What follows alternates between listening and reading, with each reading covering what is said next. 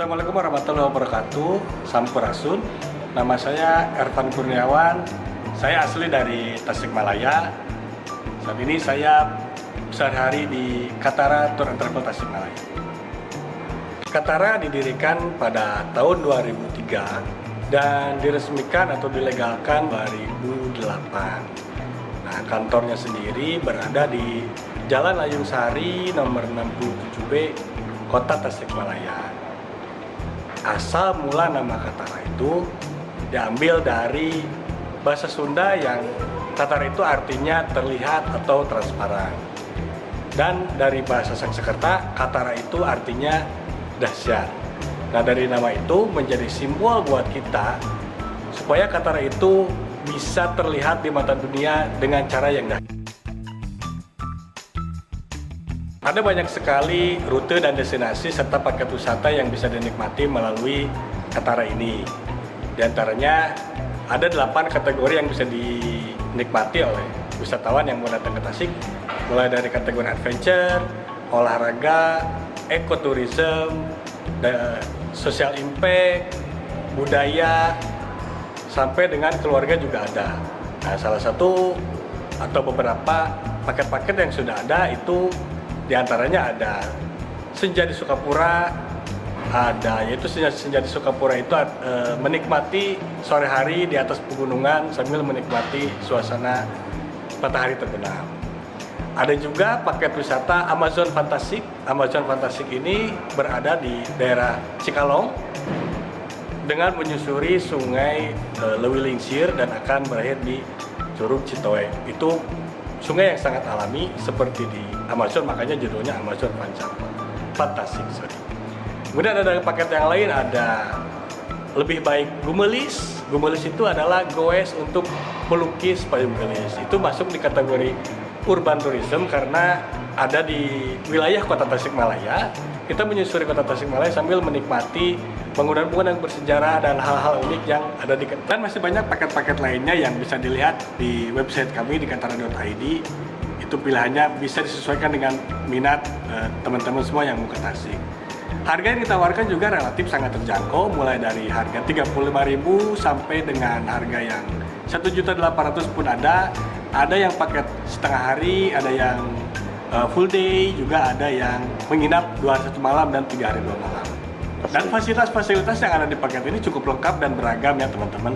Mulai dari misalkan untuk paket wisata Gumelis itu kita siapkan mulai dari transportasinya berupa sepeda, kemudian kita siapkan juga alat-alat melukisnya termasuk payung gelisnya, dan itu bisa dibawa pulang tentunya setelah dilukis sendiri. Kemudian kita siapkan juga makan dan minum, kita siapkan juga kawan lokalnya yang tentunya sangat ahli di bidangnya, dan yang lainnya seperti air mineral, snack, dan sebagainya juga udah disiapkan di masing-masing paket wisata. Oke, Tasikmalaya ini bisa disebut daerah second city ya teman-teman, karena Tasikmalaya ini bukan destinasi wisata favorit sampai saat ini. Akan tetapi Tasikmalaya juga mempunyai peluang dan potensi yang sama dengan daerah-daerah yang sudah menjadi destinasi favorit. Nah, planning Katara untuk melihat potensi-potensi yang ada ini adalah dengan menciptakan produk-produk paket wisata yang otentik dan lebih bersentuhan langsung dengan warga-warga lokal yang ada di pelosok atau desa-desa yang ada di Tasikmalaya. Dan menciptakan produk-produk yang unik dan otentik di Tasikmalaya. Saat ini kami juga sedang mengembangkan platform digital yang fungsinya adalah untuk memudahkan wisatawan yang mencari wisata pengalaman-pengalaman otentik dengan warga lokal supaya bisa langsung mendapatkannya dari warga lokal itu sendiri. Sehingga tidak ada alasan lagi wisatawan kesulitan mencari produk atau kesulitan bagaimana memesannya. Dan melalui platform digital Katara ini akan memudahkan para wisatawan untuk mendapatkan produk, dan itu menjadi peluang bisnis untuk pariwisata di Tasikmalaya. Sebagaimana kita tahu, digitalisasi sekarang udah jadi syarat yang mutlak, termasuk tentunya di industri travel agent atau industri pariwisata dimanapun di belahan dunia ini harus beradaptasi dengan digital teknologi. bagi teman-teman yang atau bagi perusahaan-perusahaan yang belum melek teknologi, itu sangat disarankan untuk segera beradaptasi karena prospek pariwisata sampai kapanpun ini pariwisata ini adalah bisnis yang tidak pernah mati karena pergerakan orang itu tetap akan berjalan. Jadi prospek industri pariwisata ini masih sangat bagus di tengah era disrupsi sekarang yang digitalisasi. Mau tidak mau kita semua dan travel agent yang belum beralih ke digitalisasi harus segera berubah supaya bisa menangkap peluang sama dengan yang lainnya. Tasikmalaya dianugerahi dengan keindahan alam yang sangat indah, masyarakat yang sangat ramah, dan produk-produk unik dan menarik yang tidak ada di daerah lain. Hal itu menjadi bahan baku utama untuk menciptakan sebuah kemasan pariwisata di sebuah daerah. Nah, sampai saat ini potensi-potensi yang ada di Tasikmalaya ini belum dikelola dengan baik, sehingga industri pariwisata di Tasikmalaya pada khususnya belum mengalami pengembangan yang signifikan, apalagi memberikan dampak ke masyarakat. Ada baiknya semua pihak berperan untuk memanfaatkan potensi-potensi dan keunikan-keunikan yang ada di Tasikmalaya supaya menjadi bermanfaat untuk masyarakat, tentunya dengan kaidah-kaidah yang infrastruktur adalah salah satu penunjang utama berkembangnya sebuah daerah. Di Tasikmalaya akan dibangun tol Cigatas yang nantinya ada exit tol di Tasikmalaya. Hal itu tentunya akan sangat mempengaruhi berbagai bidang yang ada di Tasikmalaya, terutama di bidang industri, dan termasuk di dalamnya adalah bidang pariwisata.